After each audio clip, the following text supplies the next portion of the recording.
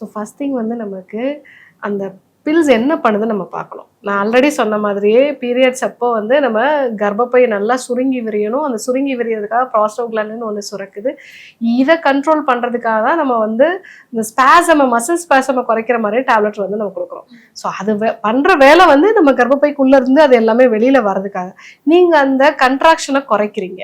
கன்ட்ராக்ஷனை குறைக்கும் போது அதனுடைய சைஸ் வந்து பெருசாக ஆரம்பிக்குது. அப்போது ஒரு லாங் பீரியட்ல நீங்க கண்டினியூஸா எடுக்க ஆரம்பிக்கும் போது கர்ப்பப்பை வந்து உங்களுக்கு பலகீனமாகுது.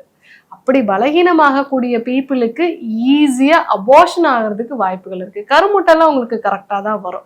ஆனால் கர்ப்பப்பை பலகீனமா இருக்கிறதுனால ஈஸியா அபார்ட் ஆகிறதுக்கு, அதே மாதிரி அந்த ஃபுல் பிரெக்னன்சி கரெக்டா போறதுக்கு, இதுக்கெல்லாம் கொஞ்சம் பாதிப்புகள் வர்றதுக்கு வாய்ப்பு இருக்கு. ஏன்னா நீங்க ஆல்ரெடி மசில்ஸை எப்பவுமே அந்த கன்ட்ராக்ஷன் வராம இருக்கிறதுக்காக டேப்லெட்ஸ் ரிப்பீட்டடா எடுத்துட்டு இருப்பீங்க.